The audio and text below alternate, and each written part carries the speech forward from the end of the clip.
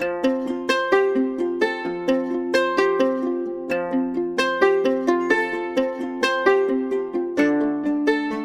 are listening to the Regeneration Rising podcast, a podcast from the Quivira Coalition about the trials, tribulations, and triumphs of agrarians in the United States. Each episode will explore what it means to work in regenerative agriculture, how people came to choose this as their livelihood, and why it's important to them and the future. We hope to build a foundation for a strong community of future agrarians and land stewards with a regenerative approach to community, relationships, and the land.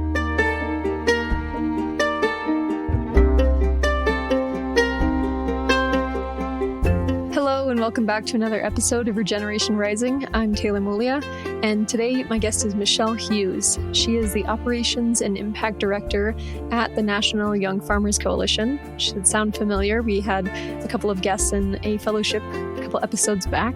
Michelle has worked at the organization for a number of years, and in her spare time, she actually works on the Equity Commission at the USDA. So, very fascinating person. I thought this conversation was really interesting for any young agrarians who are considering, jumping into a nonprofit job for a little while, or jumping into policy work, or sort of doing something else really related to agriculture, but not necessarily production. And I also thought it was really cool just to get a perspective on how policy and even inside of an organization, things change and culture changes. So thankful to have Michelle on the podcast and thankful to have you here. I hope you enjoy.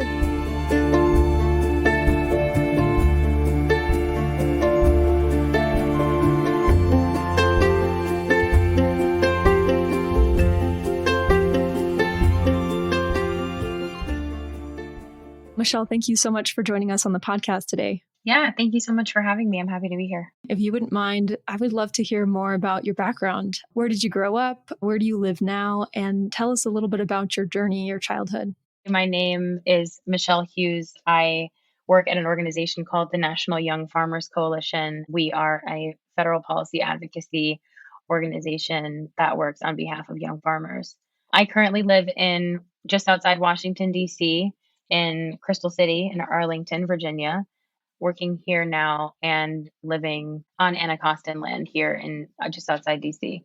I am from a small city in Connecticut called New Haven. It's a small place in New England and not really agriculture focused. But when I grew up, I had always had this interest in working with animals. And so veterinary medicine was the path that I chose to do that.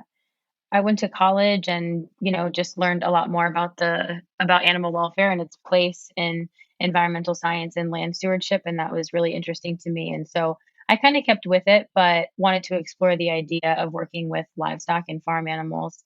And so I took a job at the University of Pennsylvania. They have a large animal facility about an hour away from Philly that does livestock and large animal production. So I did that. And then I went to grad school. In between, I had met the Young Farmers Coalition as a farmer.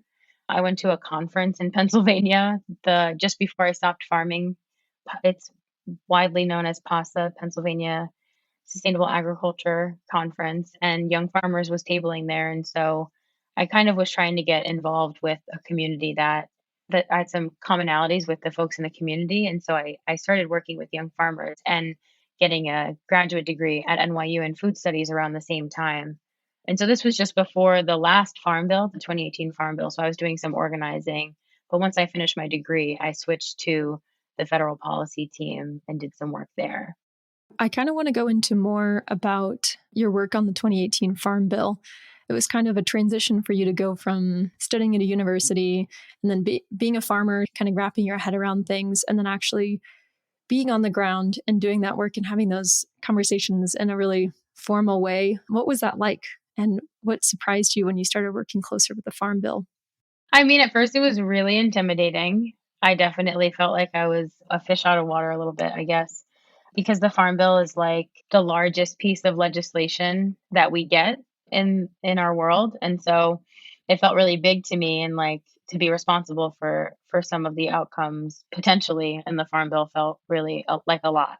So definitely that. But I think the transition was a really meaningful one, because for me, just like from a farmer to like an advocate, because I didn't really know that there was a place for me. I feel like my background, I'm from a place in New Haven, Connecticut is a place where like there's definitely a difference in like some people that have and people that don't.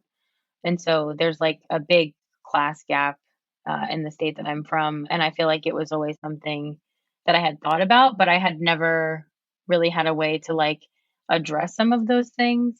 And so I just learned in that transition that there was like a place for advocacy and social justice, more generally. So I had always had these feelings that I didn't really know what to do with or like what kind of career I could have. So I just followed what I was passionate about, which was animals. But this really gave me like a way to pivot away from something that didn't really feel like it was going to be giving me energy the way that this was. And so the transition definitely enlightened me to paths that I didn't even know existed. When you were studying and when you were younger, you didn't really see yourself doing policy work. That's not something that you were ever tuned into before. No. I mean, I had done I had done like a little bit of advocacy, I think, and like going to marches and protests and I had been a part of some organizing efforts and I didn't really have the language for what was happening. So I was a little bit on the other side, but no, I never imagined that I would be someone that was like organizing roundtables between farmers who like are advocating for themselves and congress people and senators was not something that I thought was accessible. No. I felt very far from the federal government at all times before that. Yeah. Do you want to talk about your transition from working in that sort of roundtable, like on the ground role, and then really jumping on to NYFC? So my roundtable organizing was for young farmers. Now we have so many fellowships. I can barely keep track of them, honestly. And then we didn't really have a lot of fellowships. And so I think that I was actually maybe the first young farmers fellow. Yeah, it seems like it. this is back when this is back when there were like 10 people working at the organization. We're now a staff of like 43. So I think that I just had no idea, we had called it a fellowship and it was a fellowship of one.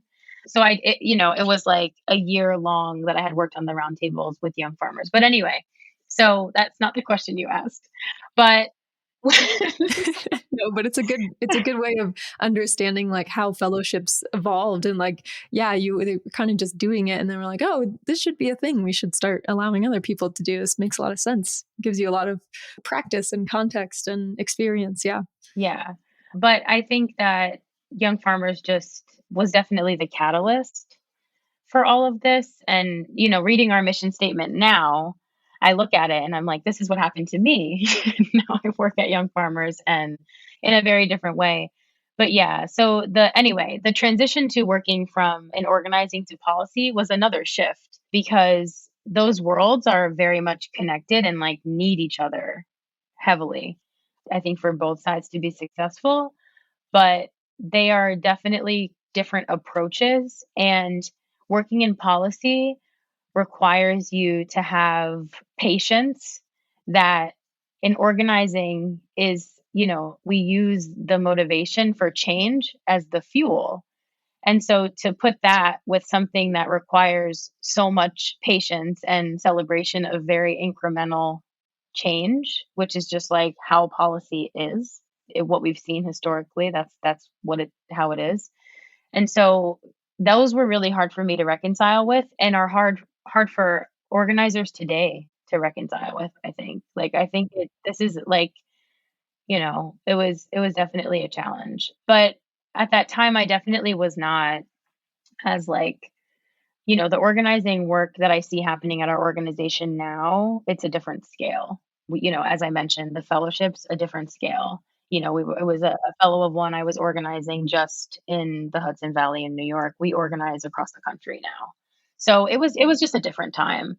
But to answer your question, in whole, moving to federal policy, I think started the trajectory of me moving from different parts of the organization. I continued to change departments after that. And I think learning all the pieces of this puzzle and like our mission has actually been really valuable as well. I didn't know that then, but yeah, you were in the middle of an organization being formed. You were like in that soup phase where everyone's kind of looking at each other and like, where do we go? How big do we want this to be? What are our what's our vision? And yeah, that brings me to my next question. I've been a member of NYFC, on my local chapter, for quite a while, and I noticed a huge transition happen in the larger national organization to address social inequity, and that has been a huge shift. And a lot of that work that happened because you pushed a lot of this stuff along with some other folks, I'm sure, but like you were there for it and you were helping push that along. Tell us more about that. What were some of the lessons you took from that experience?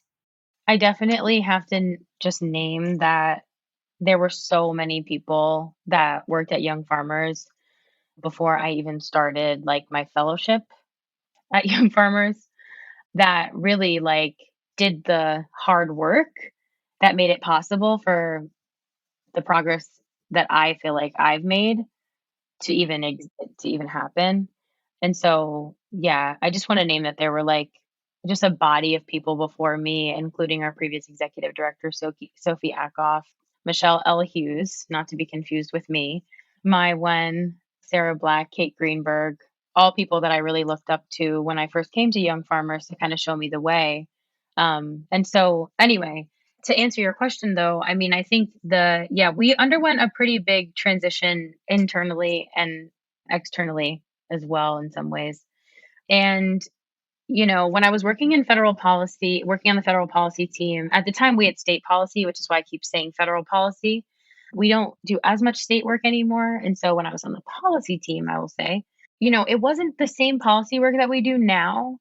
People in general, this was pre 2020, so people in general were not having conversations about race in policy deliberations the way that we are now, particularly the way that USDA is having them. We were talking to a lot of folks back then that I couldn't really be super transparent about the fact that like we were facing barriers in our community of young farmers because of their identity.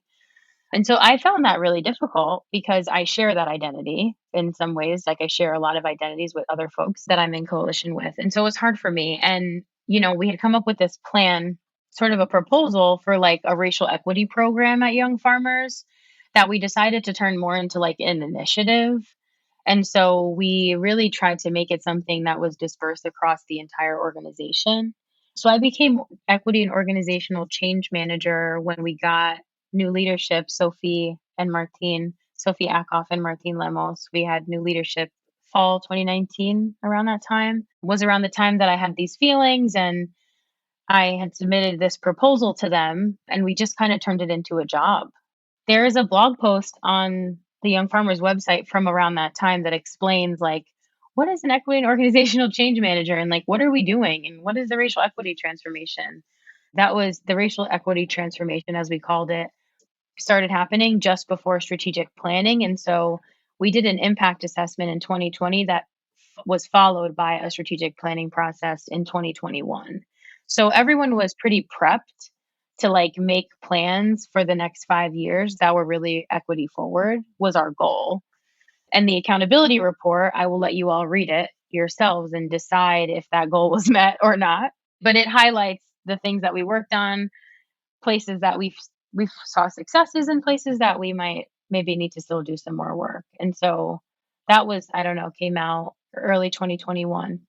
I mean, I'm sure everybody does, but were you learning as you were going? Because that's a really huge strategic shift and sort of like making sure everybody's on board, and a lot of communication, a lot of cooperation. Was that a hard time for you? Like, because I know a lot of other organizations are doing similar things, and I'm just trying to like sympathize and like have this sort of shared struggle. Like it is not an easy shift. So yeah. What you're naming is like is kind of a little bit of like, I think what people refer to as like the movement, and like the feelings and the movement for racial equity, at least in ag specifically for us.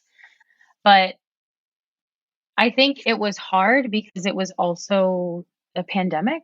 Like Oh yeah. I think that added a complexity to it, but it also added an intensity because people were like, now more than ever, we need to like understand what we need to focus on. Mm-hmm. So there was a lot of pressure on the racial equity work and the strategic planning process to like really show up in that way. Just because of like the race consciousness that we saw in the media in 2020 because of the effects of the pandemic on the most marginalized communities. We felt a lot of pressure to really kind of make plans that would actually be impactful. It was hard and it was really stressful. Yeah. Yeah. but but it was also a lot of fun to explore ideas that truly have no model. And I think that in some ways that's why when in this work we all are kind of figuring it out as we go. Now, don't get me wrong, there are people who have a very sophisticated and formalized idea of how to institutionalize racial equity in nonprofits. People do this professionally. I'm not trying to like downplay that. Right. And we had a lot of guidance from those people throughout this process. So I don't want to like illegitimize anything. But there truly are no models that work for every your unique situation. You know, I think the key is really paying attention to the people that are in your community. For us, that was staff, our farmers, partner organizations. You know, I mean the people that are like really in close coalition with us. So yeah, I think that was the beauty of that as well. And there was a lot that came out of taking some accountability for what's happened. The accountability report really just kind of lays out, you know, a very honest picture of what our organization's impact has been like and how we intend to change that. And in a way that also honors the work that we have accomplished. I think some really cool things have come out of the work that we've done. There's a lot of tools that we offer other organizations now, just in partnership. It's not very formal, but we have salary guidelines that we, you know, work on with other orgs, and there are other organizations that reach out to even want to write their own version of an accountability report. So that's been a really huge reward for me. That brings me to my next question is, you're the operations and impact director right now at NYFC. What does that look like? And what's your favorite part of your job? It's fun. I mean, operations is, I like it. It's not for everyone. But once strategic planning, you know, once you have the plan, you move into this implementation phase where you start putting all your plans to work and then you just monitor your progress over time. And that is probably my favorite part of being in the position that I'm in because as operations and impact director, I work on ops. So that's like everything from, you know, your more traditional human resources. We have a large part of our ops work is culture and our organizational values upholding that work. I also oversee some tech. So that's not kind of my ops role, but the impact part is really an accountability and evaluation to the strategic plan. I really like all the work I do, but I really like thinking big picture about the impact that we're having. I feel really fortunate that I'm like in a seat that I get to monitor that and also like talk to people about our culture and about our hiring processes and about new software that could help streamline things. I know some people probably find that fun. I can't be the only one. Yeah. Well, yeah. Um, Yeah. yeah, but I feel honestly, Taylor, like I have a really cool job at a really unique organization. So, Mhm. yeah, I like most of the things that I do during the day. I think we're busy. We're always busy, but I really like my job. We do cool work. That's great. Yeah. So you also serve on the Equity Commission at the USDA, as if you didn't have enough to do, appointed by the Secretary of Agriculture. Can you tell us more about that position and what are your goals working with USDA on the Equity Commission? Yeah, the Equity Commission is a big deal. Mm-hmm. It's There's a lot to it. So, yeah, outside of my young farmers role, I should say a little bit more about the Equity Commission before I jump too far in. So, the Equity Commission is a body that was appointed by the secretary. It's about 15 people on the like governing body. And then there are two subcommittees. So, there's a subcommittee on agriculture. I have a seat on that subcommittee. So, that's my placement within this structure. And then there's a subcommittee on rural and economic development. I think they updated the name of it actually, but they are focusing on things like natural resources, climate. housing, those kinds of things. So we really focus on agriculture specifically on the ag subcommittee, but all of these pieces work very closely together. So that's just a little bit of background on the structure of how this is set up. And we have quarterly public meetings. So anyone can go on the Equity Commission website on USDA and watch any of the quarterly meetings that we have. The last one was just a few weeks ago in Arkansas, actually. The ag subcommittee has like a very specific set of goals that are also located on the Equity Commission's website. But I'm just really interested in really trying to meet those that really can advance the work for equity at USDA. I think, as a former young farmer, I have a vested interest in the interests of young farmers and like our success. And so I have really focused my time on the Equity Commission Ag Subcommittee working on land and climate recommendations. But we have worked on a number of recommendations that are probably soon to be published to the public in like an interim report. I think there were about 30 recommendations or so that we voted on at the last public meeting. And all of them are in some way about racial equity, and many of them will have a material benefit for farmers, young farmers included. So I think I'm just really, really interested in us meeting the goals of the subcommittee and just accountability to the recommendations that are being submitted and that hopefully will eventually be implemented. We're only one step in. It's not, they don't just pass and then they happen. Like I said, policy is incremental, but it's a start. The Equity Commission feels good. It feels generative. It feels like there's really strong people involved, really strong people selected. So, and I'm just honored to be a part of it, honestly. Do you have any like particular policies that you're excited about? Yeah, I mean, I'm excited about all of them. There are some really big changes we can make. And I think what's interesting about the Equity Commission is that we're doing this work, but it's one piece in like a much larger body of work that USDA is executing on. So they like simultaneously are releasing, these new programs. Taylor, we talked about it a little bit, but I'm really excited about the increasing land market access program that's granting like $300 million to organizations for that work on land access. So I feel really excited about that. Young Farmers, the organization is putting in like a great deal of effort to get a development team going to help organizations in our network fill out the federal grant application or offer other forms of development support as needed. So I just feel really excited about that. It's like a rapid response project that we've been able to move on. And it's just nice that we have the capacity to actually support, the access for young farmers to USDA programming, or at least organizations that, will transfer land the way that we want it to be. And this is also another question I'm just keep thinking of because I'm very curious about your transition from farming in academia and then farming kind of, and then coming into a really structural role inside of a nonprofit and doing a lot of policy work and working with the federal government.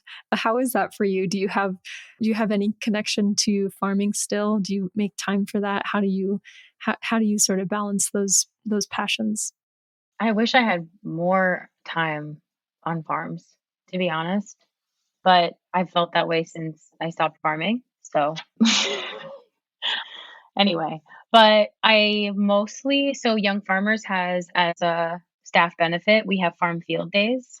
So I really just try to utilize my farm field days to volunteer on farms here in DC. There are a ton of women Black-owned farms in the DC area. So I try to just keep in touch with like my local farmers, and like I spend a lot of time at the farmers market talking to people and just like getting to know their produce, especially the livestock farmers in Virginia. Just like some cool people. I just can't help but talk to young farmers when I meet them. So I feel like every story is a little bit more knowledge, honestly. And anyway, so yeah, I mostly volunteer on farms, and once in a while we'll do like a presentation on a farm, and I'll try to stay for a little bit after to like actually see the place. So I'm a visitor right now. Yeah, that's hard because it's like, you live in kind of a pretty urban environment, don't you? Yeah, it certainly feels that way. Being in, like, Northern Virginia, I have access to a lot more farms, what people would consider a traditional farm, but in DC, there are a lot of urban farming efforts, though, even rooftop. It's pretty impressive. At some point, you're talking about farming so much, and it is something that you really enjoy yourself. So at some point, you have to get back into Yeah. get I some know. poop on your boots and your hands in the soil at some point again, refresh your passion for this. I Yeah. don't think it's funny because farm policy folks didn't start by being farm policy folks. They probably started being farmers, and then pulling them away from that can feel hard sometimes. Yeah, I definitely miss it. I definitely miss it. And I think that there are actually a lot more opportunities now than there were when I was looking to farm in 2017. So, yeah, I mean, I don't think it's not in my future.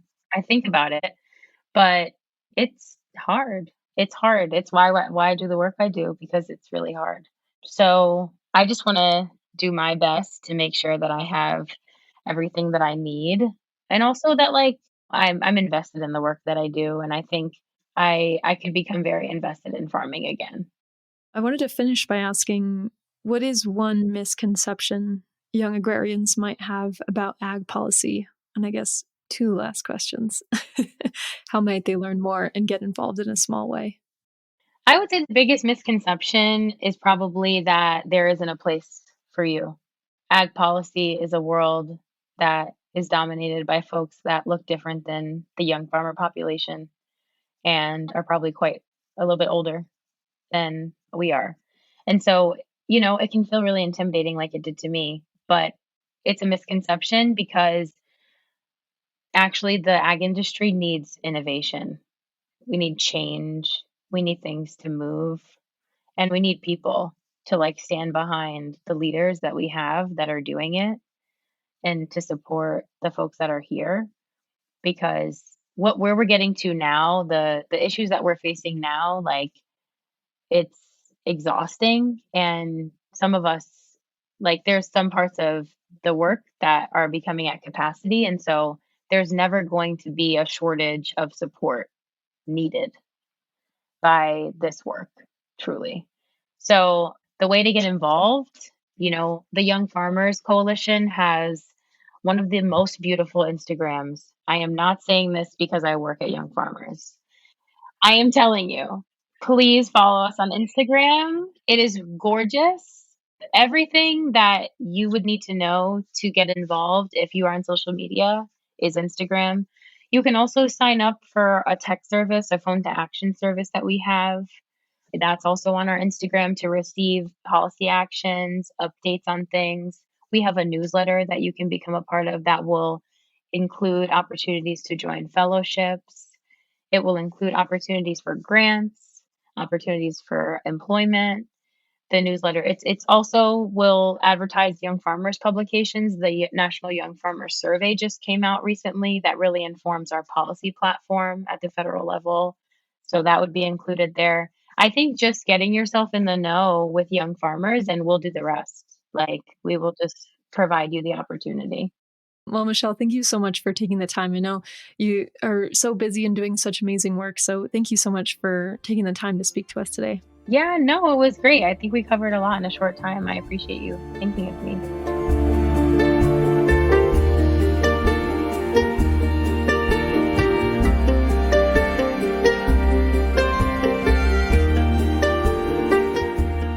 If you'd like to find out more about the National Young Farmers Coalition, go to youngfarmers.org or, as Michelle mentioned, check out their amazing Instagram at Young Farmers.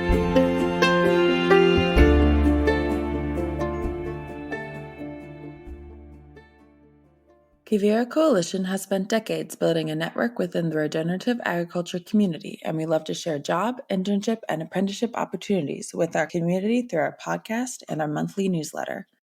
Roberts Ranch of Colorado is hiring a grazing manager. This position will operate the Leachman Cattle of Colorado grazing lease on 13,000 acres to improve rangeland health through successful livestock performance and adaptive planned grazing. This position runs mid-May through the end of October with the opportunity for winter employment. To find out more, check out our newsletter. Cabarton Ranch of Idaho is looking for a full-time summer ranch hand to help with irrigating and fencing for their cow-calf herd and custom grazing operation. Duties include overseeing flood irrigation on 600 acres, general ranch maintenance, assisting with cattle herd health, and assisting with hay production. This position starts mid-April and ends mid-October. To find out more, email cabartonbeef@gmail.com. Colorado Cattlemen's Agricultural Land Trust is hiring for 4 positions. This includes a grant and data manager, a communications and design manager, a Northwest Regional External Relations Manager, and a Conservation Manager. To find out more about these positions, visit ccalt.org/about. Every month, we include job postings in our monthly newsletter. Visit quiviracoalition.org to sign up. To view a copy of this month's newsletter or any previous ones, visit quiviracoalition.org/newagrarian/resources. Have a job opportunity to share yourself? Send it to newagrarian@quiviracoalition.org so we can include it in our next newsletter and podcast.